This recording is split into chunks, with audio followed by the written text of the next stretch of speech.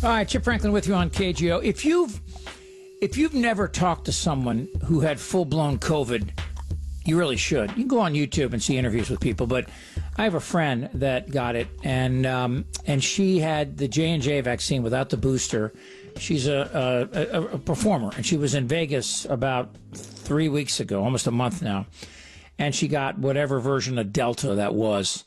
And even with J&J, she was sick. Now, she didn't have to go to the hospital, but she described it to me. She said, every time I inhaled, it felt like my lungs were on fire.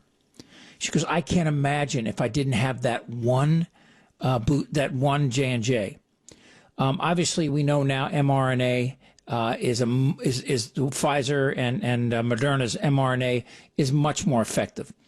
But again, the J&J worked, but everybody's telling now if you got a J&J, get a mRNA booster. It can be either one now, they say. But the bottom line is that Pfizer now has this new COVID-19 pill, and not only is it, just a game changer, but it reduces the risk of hospitalization or death by 89%. In fact, it's been so successful that Pfizer stopped enrolling people into clinical trials and said, let's get it to the FDA for emergency use authorization. We're seeing a spike again, and it's something that we all have to be aware of moving forward. Joining me right now is Dr. Fahmi Farah. She is an invasive cardiologist and director of the Global Health Alliance Foundation, and just, right down the list of all the things inside your upper, your heart, your coronary artery disease, acute coronary syndrome, heart failure, arrhythmia, all that stuff. She's an expert, and she's nice enough to spend the time with us. Dr. Farah, thank you so much for being here. Appreciate it. Hey, no problem. Thanks for having me. It's pretty exciting, this Pfizer pill, right? Yes, absolutely. Now, I was reading about it, and now, how is this different? How is it different than an actual vaccine, the way it deals with the SARS-CoV-2 virus? Vaccine is more of the way it works is it creates memory, and so it prevents future infection from getting too bad. In other words, a vaccine, the vaccines that we have available, they are preventing transmission as well. But additionally, the main concept of vaccine is that it creates a defense system within our bodies. And so even if we get infected with the virus, say we come across the virus, we get exposed, and our body now is infected, we are equipped with a whole army of defense system within us to combat and fight that virus, so that we may get a little bit sick, but we're not going to get overly ill. We're not going to get severely sick to where we're going to need hospitalization. That's the whole concept of vaccination of any kind. And it's no different for COVID-19. Yeah, so the old vaccination was essentially you put kind of a dead a virus in there that can't hurt you, so your body recognizes and gets all geared up, so when the real one comes in there, it's ready to attack it. How is mRNA different than like what J&J did? In as layman terms as you can. Sure. So there are different phases, different entry points within our cellular system. So it's at a cellular level. So the old vaccine, the majority of vaccines that we have had before COVID-19 were protein-based. So it's called an antigen, which is essentially a protein. So when our body gets a virus, it breaks it up, and it gets the protein from the virus, and it gets attached to the cell. The cell recognizes it, and so then the cell attacks, the defense system is triggered. What I want to make clear is that regardless of what the method is, whether the old virus vaccine, which is protein-based, versus the mRNA, which is the Pfizer and Moderna, versus the DNA, which is the Johnson & Johnson, the end result is the same, which is our body's defense system attacking a foreign body. So regardless of where the defense system is triggered from, which method, the end result is the same with the vaccine. And that's why, I hope that makes sense. So that No, it does. It does.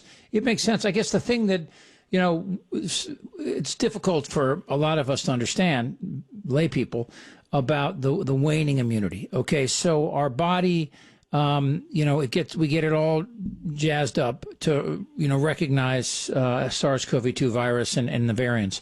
And then we don't get them for a while. We don't get sick. So why do we lose that immunity or that we get from the viruses? And do we know, approximately, when that immunity drops to a level where we have to get a booster yet?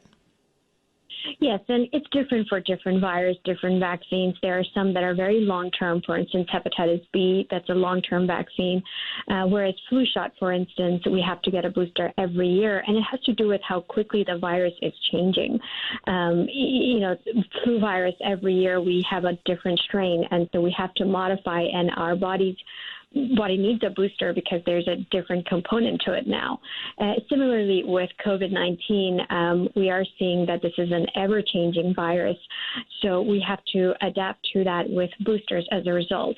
How long the booster is or how long the immunity is lasting, it also varies. For instance, someone who's not vaccinated, who has gotten the virus itself, just from getting the virus itself, you will get some natural immunity.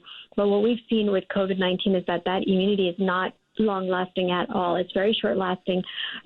On average, it's about 3 months. We are seeing people who've been infected again after 3 months of being infected the first time. And with vaccine, both the Pfizer and Moderna and Johnson & Johnson, on average, we're seeing anywhere between 6 to 9 months of immunity. And that's the reason why we've now come to the decision of requiring booster for both the Moderna and the Pfizer. Okay, let me try. We're talking to Dr. Fahmi Farah, nice enough to be with us here, and try to explain this to all of us in a way that we can kind of at least visualize it. Let's say our cell is a house and the virus is a burglar, right? And it wants to invade it wants to get inside our cell and use our cell's ability to replicate itself to replicate the virus. Is that close to accurate? That is correct. You okay. explained it in a very correct way, yes. Okay. So it's trying to get into our body, and we're attacking it with the, was it T cells or white cells, or what's yes, actually? It's usually T cells. Mm-hmm. Okay. The memory T cells. And so when it attacks it, how does it, I'm under the impression that a virus is in that limbo. It's not really alive. It's not really dead. How does the T cells attack the virus? What does it do to it? It cuts it up? Does it? Is there? It does. Yes, it actually. The cells. There are many different defense systems within our cells. Like when the virus first comes into contact, there are some killer cells that'll try to attack it right away, and it will. When it attacks it right away, it'll actually break up the segments of that virus, and it has receptors on it, the killer cell, and it'll actually hold up some of the fragments of the proteins from the virus, and it'll flag the defense system that we've built from immunity, meaning from the vaccination. So it'll trigger essentially the memory T cells that, hey, we have this in our system, in our body, and that in turn triggers the entire lineage of the T cells, which is now an army of T cells that are all going to come and attack this virus. So before it gets the ability to replicate a lot of virus, the body kind of has the defense system to be able to take care of it and kill it. Whereas a person who's not had the vaccination, they will not have that trigger system. They will have the initial defense system where the killer cells will still try to kill the virus and still try to flag the body, but unfortunately they're not going to have that overwhelming army of defense system ready to go because they just simply didn't have it produced before because they're not immune. And as a result, even though the body's trying to attack it, they're not going to be able to kill all the virus, so the virus will slowly take over and continue to replicate more and more, and the person will become infected and very sick. That's the essential gist of how the vaccine works, as opposed I love to that. That's very cool. Vaccinated.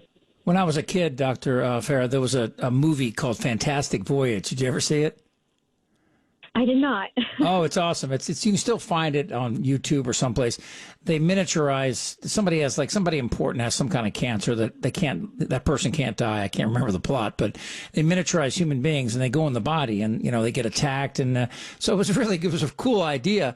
But one of the things that I've thought about this is that, I know we have some early theories of why some people are asymptomatic, but I do find it just incredible using the analogies we've just made.